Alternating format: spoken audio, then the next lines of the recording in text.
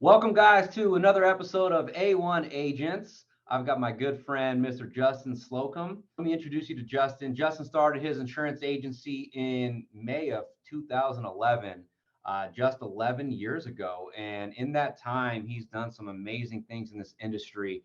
He has grown his agency into roughly about a $30 million agency in agency premium and policies in force. I think you said it was about 15,000. Yep.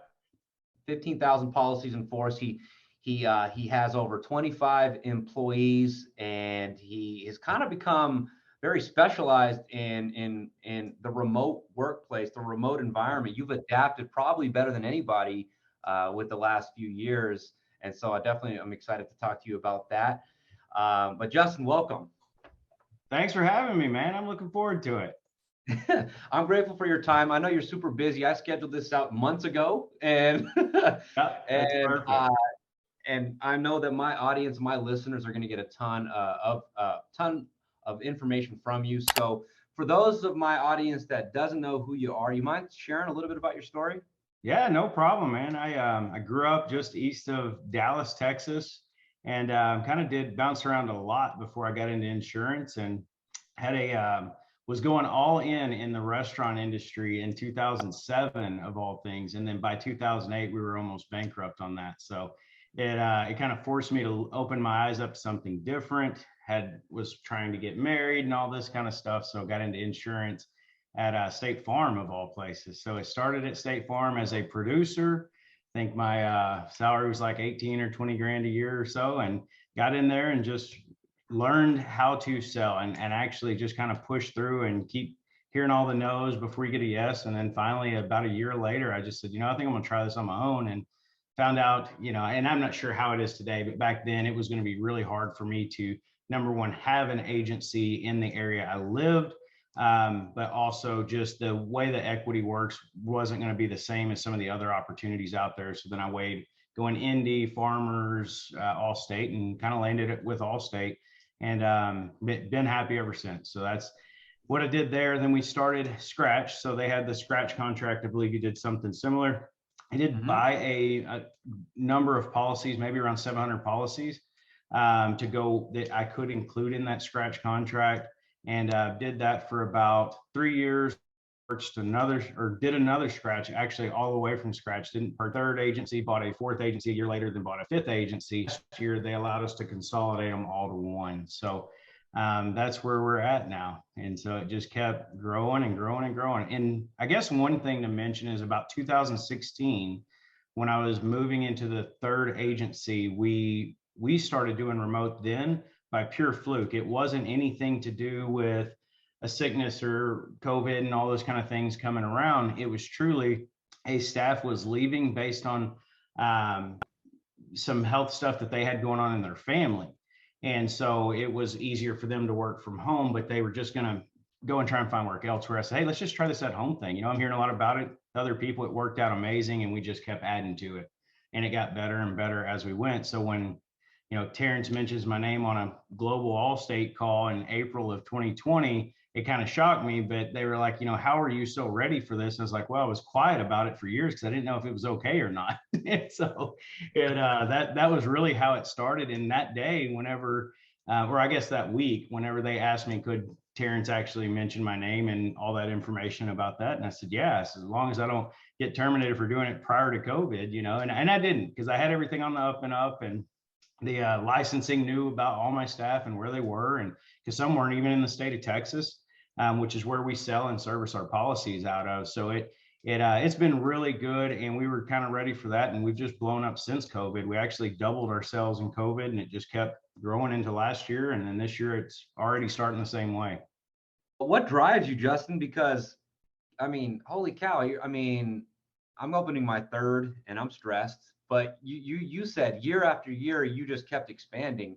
You want to talk me through what drives you, or what is, Man, what drives me? Of yours. That's a tough one. I'll tell you, it starts way back with like my mom. It's growing up, we just didn't have a whole lot of money. So I'd say money drives me. I want to have the freedom to not be worried about money, I guess, is the real thing. And so I hit a point where I had enough for me and my family and take care of my family. And then from that point, I didn't really look at it as a gamble anymore. When I bought an agency, as long as it cash flowed and broke even, why not do it? And I just kept growing it.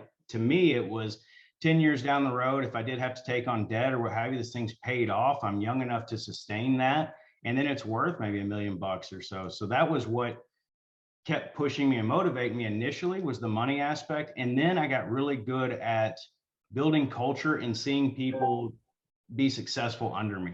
That's what motivates me today 100%. Once I seen people buying houses under me, the first one, I think we both were in tears. It was just such a cool thing to hear somebody say, I couldn't have bought this house without your agency.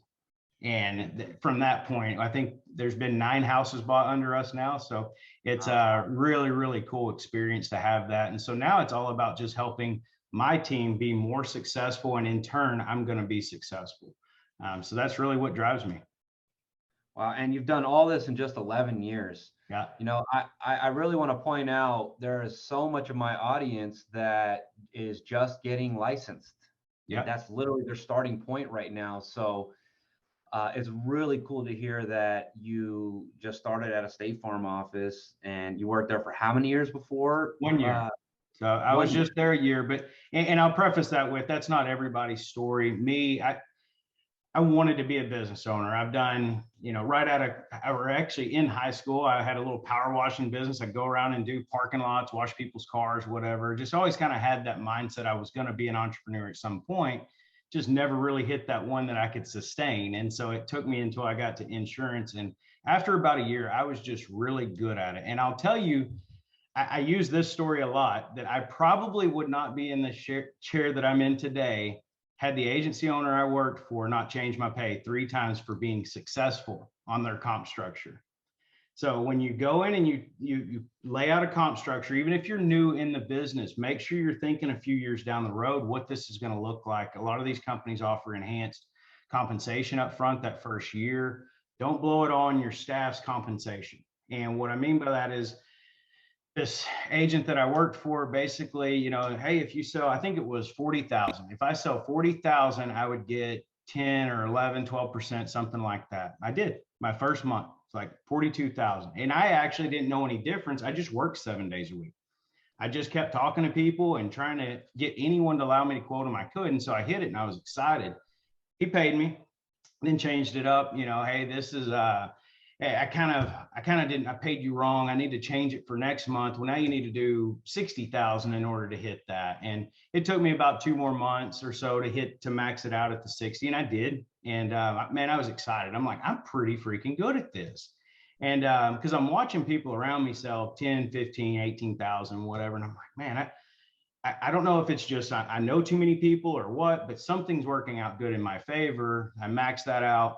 And then by that point, they changed my comp to now you got to hit 80,000 to hit the same kind of income level. And at that point, I was pretty frustrated because I knew where I wanted to go, but it was like, man, you just keep moving the bar this quick. I need something more sustainable. And so we went down that road. And at that point, I just said, tell you what, I'm going to be an agency owner. And whether that's you help me or someone else helps me, that's what we're going to do. So, and good thing he actually put me in front of some people to talk about it. And the writing was on the wall that they weren't going to let me pretty much have an all-state in Forney, Texas. There was already, I think 3 of them. Is a very small town. And basically someone was going to have to die or retire in order for me to have a state farm. And so I literally walked into the first all-state that I seen, talked to the guy, and he's like, yeah, man, there's one for sale across the street, 700 policies or so. I went over there, talked to him. Had no idea how to buy an agency, anything else like that. That guy was ready to go. Called the bank, told them the numbers. They said, yeah, we'll do that deal. And the rest is history from that point. I started about 3 weeks later. How old were you at that time? So if you said it was 11 years ago, I would have been, I'm 38 now. So 27-ish, right in that range. Wow, I'm on a good path, Justin. I started at 27 too, man. Perfect. That's awesome, man. Yeah, I think it was a really good moment in my life. At the time, I didn't have a kid. About 3 years later, I had a kid, or 2.5 years later. And so it was a really good time for me because I knew I needed to work my tail off. And I really didn't know how to hire people yet. That was probably my biggest thing, because once I hired them, I would lose them within a month or two because I really just didn't know how to do that. That took me a little bit, but that was 27 is when I started. Okay. Um, Let me ask you, what's one piece of advice you would give to, yourself? If you could talk to your 27-year-old self, what's one piece of advice you would give Justin? Man, I would, if I could, my 27-year-old self, find a good mentor faster, a good one. And what I mean by that is someone that is actually engaged and active. So these reports come out at whatever company it may be, and maybe you're not even at that point where you can see, but you can ask an agent. If you're not even working for an agency owner yet, you find someone that will talk to you, because somebody will, just like this conversation we're having. You get there and you talk to them and just say, hey, who's the top 10 in Texas? I'm just curious who they are. Maybe one of them would talk to me. I found out by talking to those people, they just think so much different. They're really looking at daily activity, accountability, not, claim sucks and, my pricing's going through the roof. I'm not competitive in Austin, Texas or whatever. And it just, all those kind of things. It was just a different mentality. They really didn't care about the things they couldn't control. And, I work with Craig Wiggins a lot on that. And he always says that, focus on what you can control. And that really is, once I started talking to guys like that, or ladies as well, Brooke Brolo up in Arkansas says the same thing. If you can't control it, don't focus on it. Don't worry about it. Worry about what you can. And that's really when it started getting good for me, because I was talking to agencies that like 30 items a month was good for them. And so my first month I did 27 items. I thought, gosh, I did terrible. I got close, but it wasn't good. But man, if I can just get to 40 items with me and 3 staff, if I can get to 40 items, we're going to be a player in this game. That was terrible. I wasn't looking at profit. I wasn't looking at anything else, so you're kind of burning through cash those first few months that were really critical on those enhanced compensation contracts. So if I could give advice in that, I would, number one, definitely go work for someone if you could, unless you just need to be an owner right out the gate.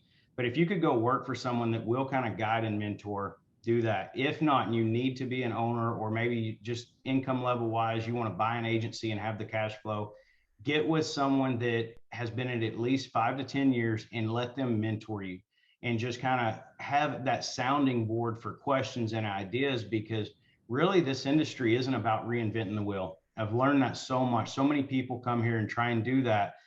Most of the things have been tried. Now there's a lot of new things that, Google Analytics, geofencing, all that kind of stuff that's new to this world.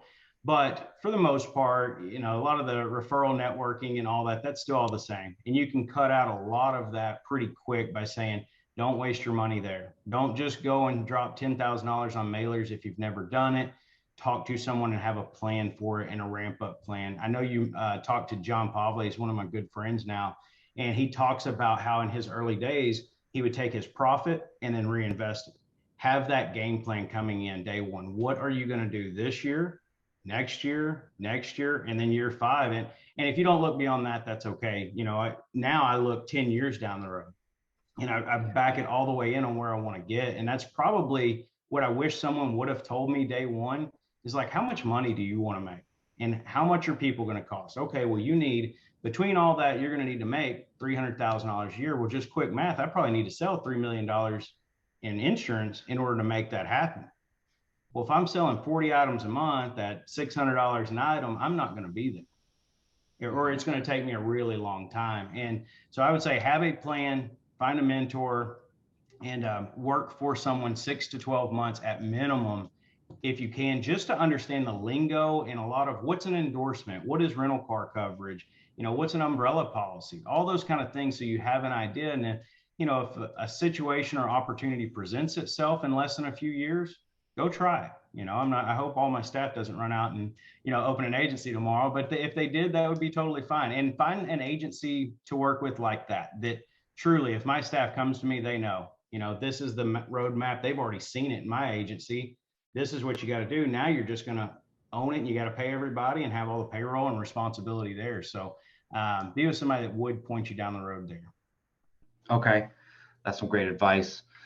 So Justin, in your opinion, I would love to know what you look for in staff and hiring. Is there any particular like personality traits or strengths that usually bode well for their success in working with you and working for you? Man, for me, it's that independence. I can't have someone that really needs that micromanager.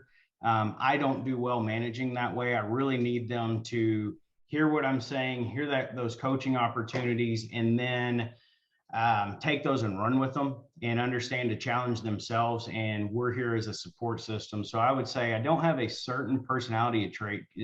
As weird as that is, I do use ideal traits to run assessments through. And I do that for a couple reasons. Really, the number one thing I do is I want to see how do they problem solve. And this will be, if anybody applies with me, this will kind of shoot me in the foot. But I'll go ahead and tell you why I do this, so that anyone listening that's new to hiring people or what have you, I really don't want to do a Zoom interview or a phone interview with someone if they can't problem solve. Our industry is full of just problem solving.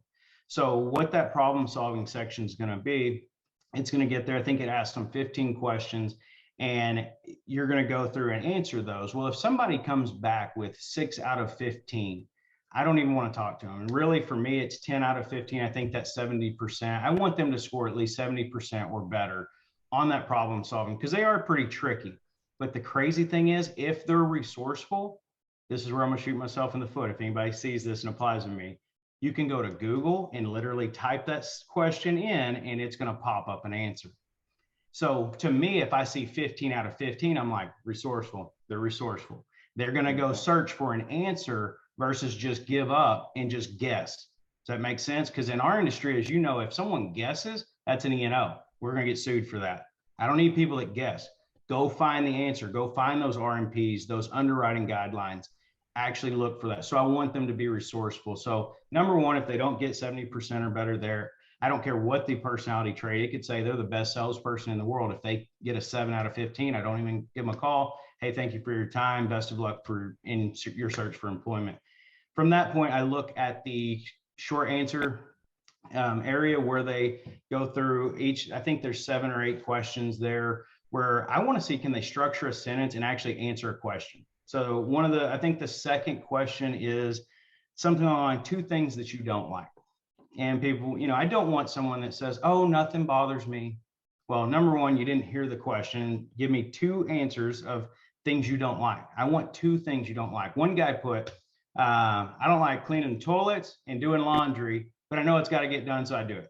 That's fair. I like that. It doesn't have to be anything insurance related. I love that you heard the question, you answered with 2 things, and they were 2 things you particularly don't like. And so if they at least answer those questions wholeheartedly in a good way, and they're not just trying to beat around the bush or just be average. I don't want average, as weird as that is. And so I want you to be direct. So they'll go through, answer all those. And then the last piece I look at in those questions is, can they structure a sentence? We do so much through text message and email. Typing is crucial, because really there's a lot of customers out there, or prospects, that as you're dealing with those prospects, they want to know they've got someone that not necessarily is the most educated in the world, but they can structure a sentence to get your point across. They know where to put a comma. They know how to capitalize letters. I see a lot where people they don't capitalize anything. They don't use any punctuation. It's really hard to get your point across when you're not using punctuation. And so that is one big key, I would say. Now, if they get through all that, and because of me, I used to do a phone interview next, and you will eliminate a lot of people at this point. So a lot of people actually won't even do the assessment. So you get rid of probably 50% of the people that apply. Hey, my next process is filling out this assessment. It's going to take you 20, 30 minutes, maybe even an hour. It just depends on you. You can take as long as you want. And I always mention that, because you can take as long as you want. Actually, spend some time thinking about it. And then if they don't do that, that takes care of 50%. Then there's going to be probably another 10% get into it, quit. They don't complete it. And then you've got probably another 10 or 15% that get 70% or less than 70%. And so now I'm left with the ones I really want to talk to before I interview them in a phone interview or Zoom interview. And because of my remote setting that I'm in today, it's all Zoom. I want you to be able to, number one, you can do it on your phone. We could do a FaceTime. If you don't have capability to get on a laptop or anything like that, we'll do a FaceTime. I want them to know how to use technology. Even though I'm not the best at it, I can at least come up with FaceTime. We can do a Zoom like we're doing today. and do that. And then are they excited about the position? Or are they just kind of like, yeah, I'm just looking for like 15 bucks an hour. I just want to do some CSR work. Like, man, that's something I'm looking for you to be energized. Let's do this. You know, how are we going to make some money together? And then from that point, typically when I'm in that Zoom, because the market is so crazy right now, I'm ready with an offer. I actually share my screen with the offer and we talk through that offer at that moment and what it looks like. And then when we're done, I email it to them and say, you know, if you're ready to go, I just need you to respond back with, I accept this offer and let's get moving. I get them in the system that day typically because I don't want to wait and then have, you know, Nick go and offer them another buck an hour and I lose that candidate. I want to get them in my system, get moving forward. So that is how I do my hiring. And that's, I would say, how a lot of people should have some kind of mindset like that. So you're not just hiring somebody that fogs a mirror. Okay. And that kind of gets a good segue. So with it being virtual and remote, there is a little bit more to it, because your process is definitely a lot more detailed than mine. I don't use the ideal traits. I probably should. I'm still doing, in person, and you can earn the ability to work remote. I know I need to be more adaptive. Can you give us some tips on us? I guess I feel like the dinosaur in this situation where I haven't adapted to what's probably inevitable. COVID literally just expedited this work from home initiative. And any advice that you can give us agents and business owners in general? Yes. So I've been doing it long enough now that I've kind of found the trouble areas. And so I would say if it was me and going back, I got lucky, honestly, by taking somebody that did work with me in my office that just based on their circumstances, the only way they were going to be able to work was from home or just not work at all at that point. And I wanted to try it. I just was like, man, I really like this person. And at the time, I couldn't afford to lose someone. I needed this person. So I was like, what's the gamble for me? You know, a couple $1,000 in, equipment, laptop, a couple screens, sent it home. And so that person had already worked for me. I trusted them and they knew their job. So I already knew those things about this person. So it wasn't like I was hiring someone green and doing that.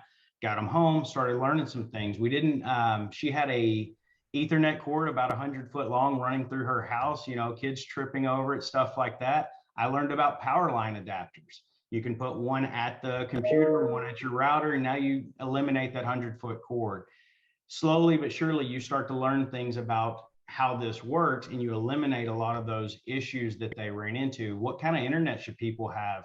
What is the minimum standard that you want for these people to be able to have at home? And they may have to buy more internet speed than what they're comfortable with, but for an extra 20, 30, 40 bucks a month, now they get to work at home. They've got no commute, all that kind of stuff. So I would say, is that an investment you put on them, the higher speed? Yes, that's for them. They pay for their own internet speed. Yeah.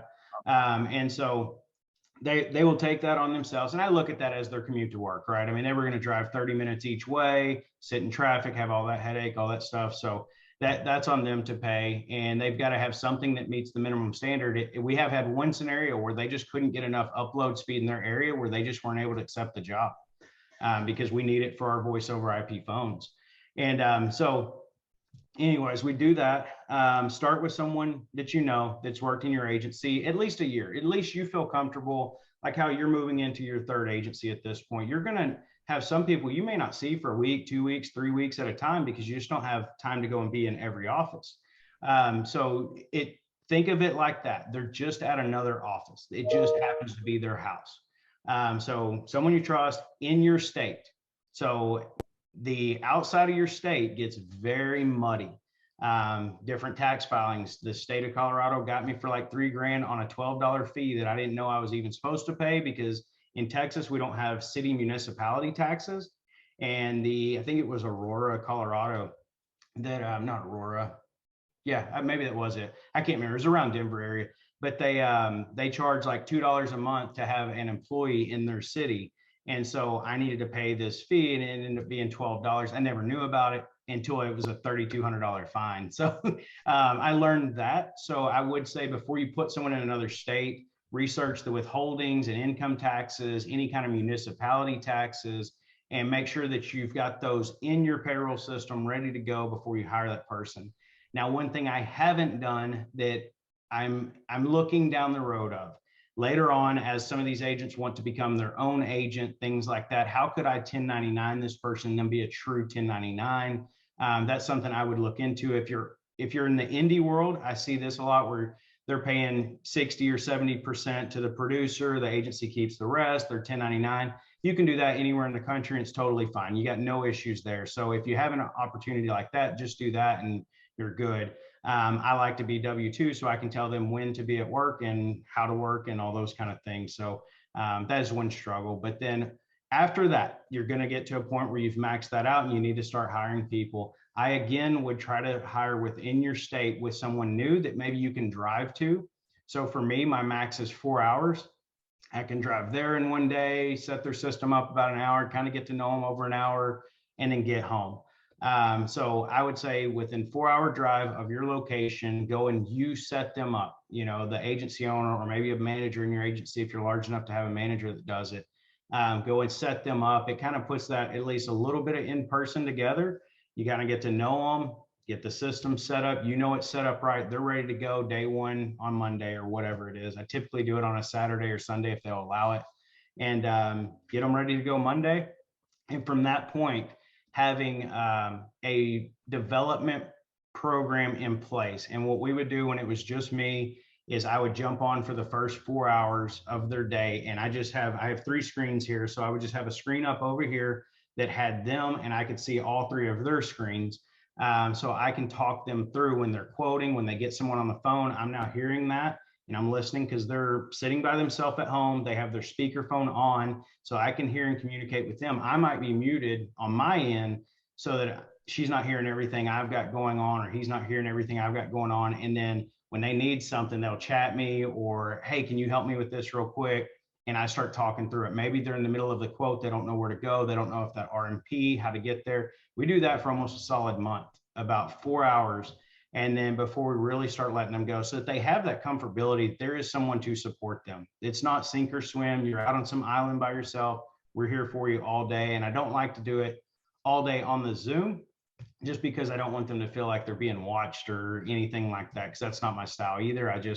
You do you. At the end of the day, if you make 3 item sales a day, we do 3 items. It'd really probably be more like 2 policies for anybody in the indie world or other companies. 2 to 3 policies a day should be accomplishable for anyone new to the industry. You just keep hustling until you get it. If you got to make 15 quotes to get there, that it is what it is.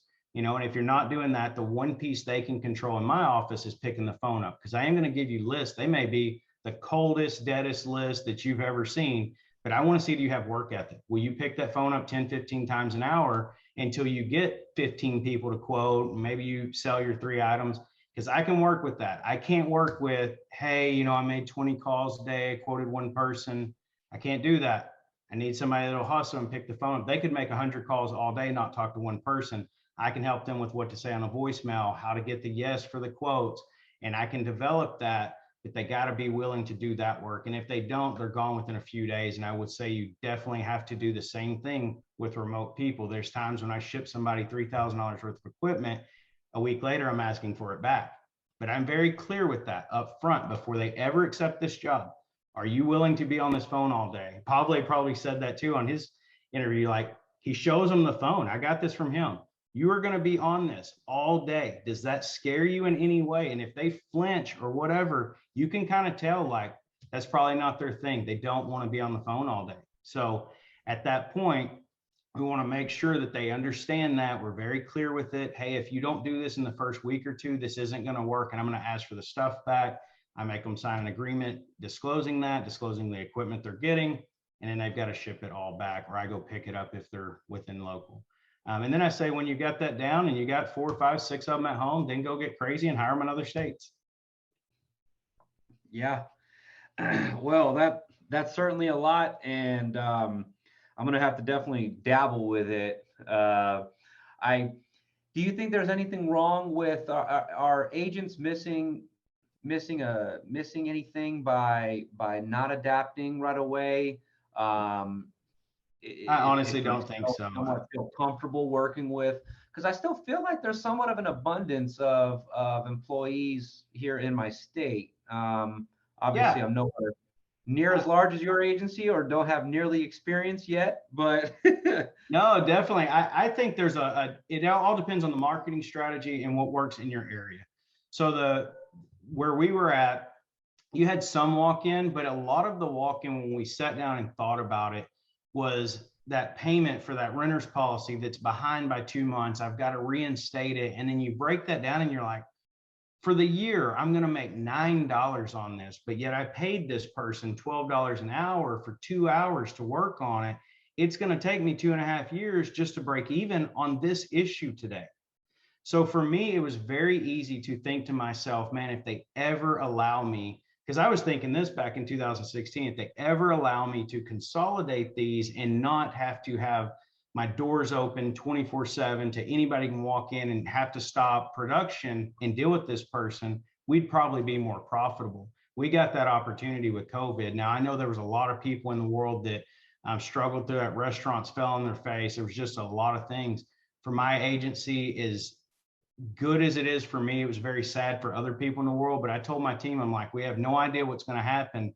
We're going to start working 12 hours a day to insure our check, because we may only have 3 or 4 more months of doing this before the whole nation shuts down. We had no idea what was coming. The production went through the roof. It was insane. People were calling around everything. I mean, everyone's seen what happened. We really did well through that. But I would say that at that point in time, for that year, 2020 was one of the best years to ever be remote. Now, I think people actually crave a little bit of that in person again. I think that that's ramping back up, where it really is nice to sit down with Nick in person and have a good review, and actually builds that retention because they trust Nick. They come in. So I wouldn't say that this is the end all be all, by no means, because I kind of miss it. To be honest with you, I miss sitting next to my staff, and just kind of jacking with them. Or like when I had multiple locations, when I showed up, they knew I was going to pay for lunch that day. It was just kind of a thing that I would do. And we'd sit around and just talk about anything other than insurance at lunch for 30 minutes or an hour. We don't have that anymore. So I wouldn't say, that people need to run out and do it. I think it's something you can integrate in, especially if someone moves. That was one of my situations where Raven moved from Texas to Oklahoma. We were prepared for it, but I would have lost her had I not had the ability to put her remote. And she picked up, she moved over a weekend. By Monday, she was doing the same thing she was doing from Texas. So I would say, be thinking about it. If it's something you need to do because you're having a struggle finding people, it's something you can do there, but I don't think it's necessary for everyone. If you've got a decent walk-in or a good network of realtors and mortgage people that you go and meet with, there's no point in just going remote right away. Okay. And Justin, there's 2 other questions that I have for you. Was there ever in your 11 years, was there an aha moment where things really started to click for you, and anything that you want to share that it was like, that was the kind of the thing that really switched for you, and whatever that looks like you know exactly what it is. Yeah. So it was March of 2015 for me. So I had March of 2015, I opened that second ECP, and we took about a 15 or 20% rate increase that day. And so it was immediately all I could think, because I didn't really have that good mentor yet. I wasn't there yet. I hadn't found that person.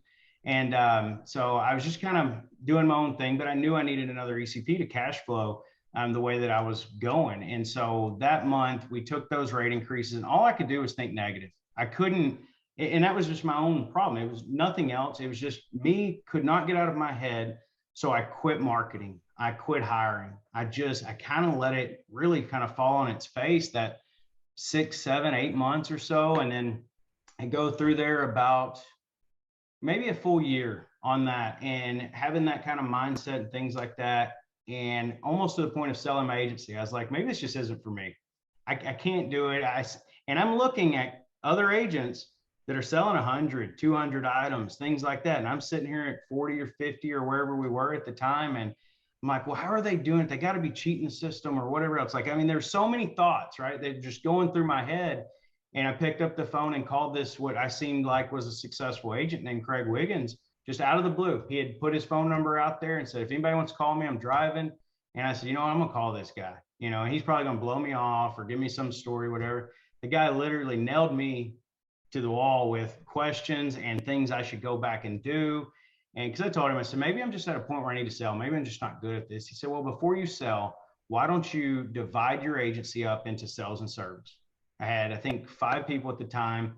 And he's like, just go to 2 service people and like 3 sales people, see what happens. He's like, and then if it doesn't work out, then sell your agency. You know, it's kind of, we talked a lot more about other things. He was on his way to, I think, Utah to go do rapids with his family. I mean, and still I think about that. And he took that call when he didn't have to, right? So that's where I go back to finding some type of mentor out there. And today he does coaching. He wasn't doing it back then. He wasn't charging me anything for that.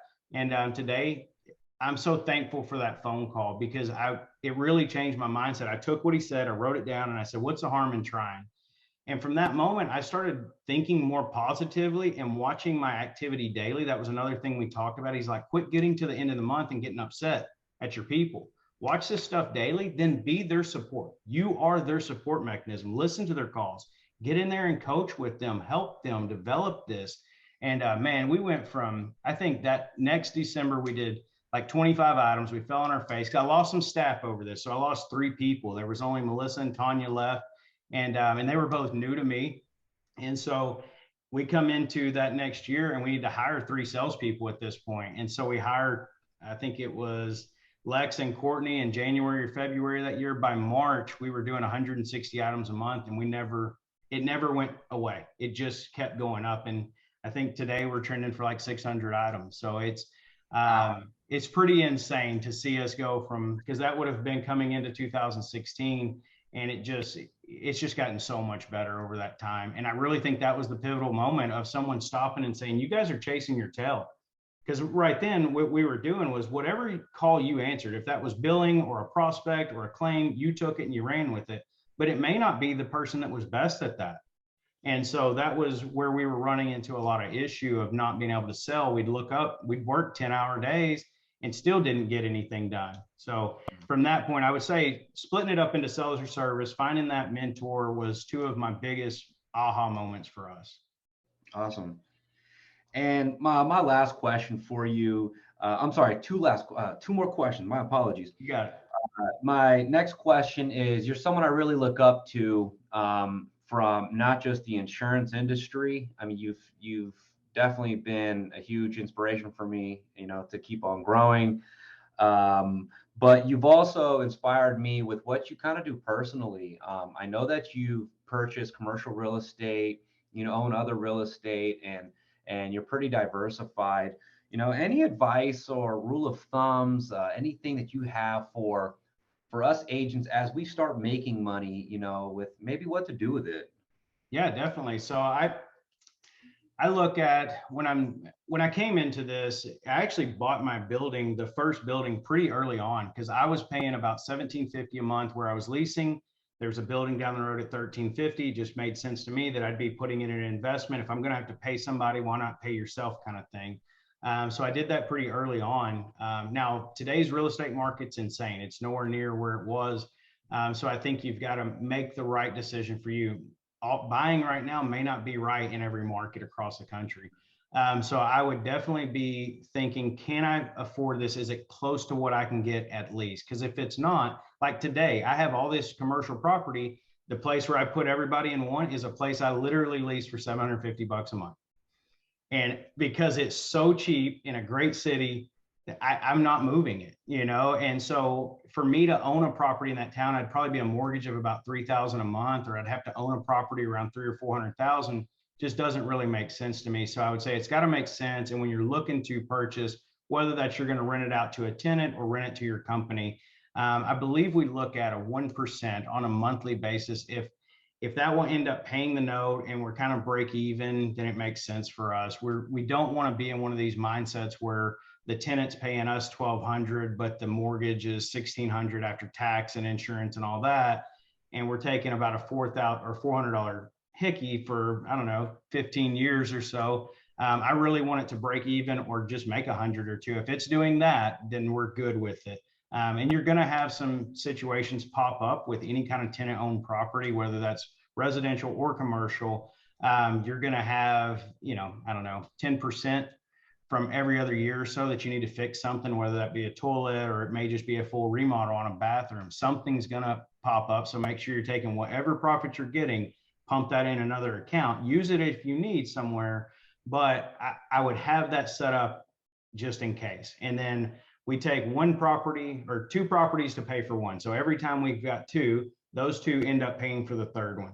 And then you just keep stacking it up. And then you hit times like we're in now. We sold 4 of our properties last year because the market's just insane. So it's not always hold them for 20, 30 years with us. I mean, that right now people are throwing crazy money at us. So we are selling some of them. We're stopped for now, but if some opportunity came by, we would definitely buy one and we would reinvest. But I wouldn't do, so I guess another thing there is I wouldn't start investing in real estate if your thing is insurance. Make sure you're good here. This is profitable because I make more money hiring another staff that can produce $400,000 or $500,000 a year in premium than I ever will in real estate. And that's just me. I know there's a lot of people that make tons of money in real estate, but I make way more money in insurance with way less headache. I've got an employee that I got to deal with, but not a leaky pipe in a city that I don't live in. And I've got to drive out there and deal with it or find a contractor. So to me, you got to kind of pick your poison. And I really like the insurance thing. And I'll just keep ramping it up. And that's where I'm at with it. Okay, definitely. Well, I appreciate that advice. That was actually just for me personally. Oh, good. So if that advice to somebody else, and that's just a cherry on top.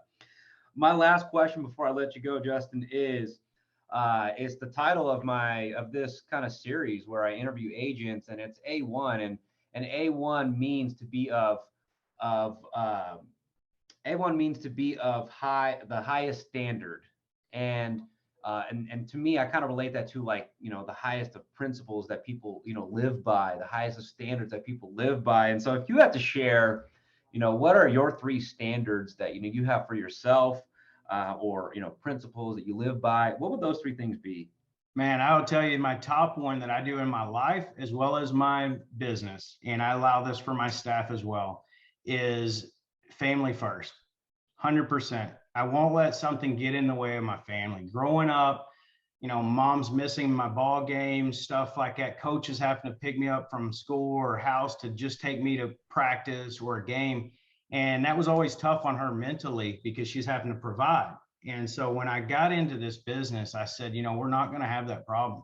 If I ever have it, I didn't have a kid when I got into it, but I was like, if I ever have a kid, I want to be able to have the freedom to do whatever I want when they need it. If there's a donuts with dad, I want to be there. If that's 30 minutes, I'm taking that 30 minutes and being with my kid because you've only got them for 18 years. And so I really wanted to make sure that was part of my personal life as well as my business. And we've been able to pull that off. The second thing to that, I would say, personally, I try not to work 24/7. It's actually really hard. So I tell people to find whatever time you want to work in and actually stop. And this, again, is my buddy Craig. I mean, he's got one of the best sayings, be where your feet are. If you're at work, work your freaking butt off. Don't stand around the water cooler and, chit chat and all that. And then on the personal side, if I'm at my kid's game, I'm focused on his game. I'm not on my phone or chatting around with all the people in the stands. I'm watching my kid's game. So when he looks up there and he sees dad hollering and yelling, he knows I'm here, I'm present, and I really think that's important. And then the third thing is don't bite off more than you can chew. And what I mean by that is there's a lot of times I see agents go and spend money on maybe a marketing strategy that they feel is going to be key. Test things before you do it. Don't go all in right away. Kind of give it a test before you just start ramping up. And that's something I learned from Pavle is just keep pressing it. If you made 2,000 this month, just add that to the 2,000 you had last month. Now you got 4,000. Keep going and keep pushing that on up. And then also that goes into your staff. It's just making sure there's enough money for your staff. So on the business side, I try to keep about 6 months worth of payroll and expenses. This doesn't work early on. It is not always the case early on. Some months you're just going to barely be able to pay bills, and I get that. There's going to be moments where you start stacking this money up and you start actually, when those second, third, fourth year renewals start coming in, you can actually put some money back. Don't go buy yourself a Maserati right out the gate. put a little money back so you got that cushion for those up and down months. And I try to stick to 6 months. It's a lot of money sometimes sitting in there, but when I get to the end of the year, like what we just had in December, I know I've got a fairly large bonus coming for our contingency bonus with our carrier in February. So all the money that I had left over, I've already got a plan with what I'm going to do with that once that bonus hits, because now that money's for next year.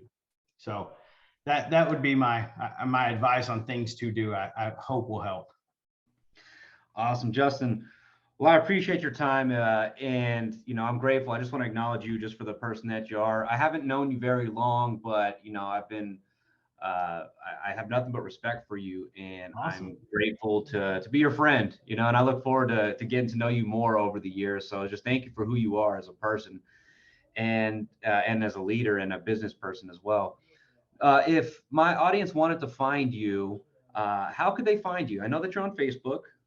I've got Facebook, and then you've got my email is just justin@craigwigginscoaching.com. That's where we do a lot of consulting and help people buy and sell agencies there. And then my personal email is, well, let me just give you the business email. It's just justinslocum@theslocumagency.com. You can reach me there with any kind of insurance related question that maybe you're curious on how to help staff and stuff. And I'm one of those guys. I don't mind helping. If you will reach out, just like Nick's doing today, y'all.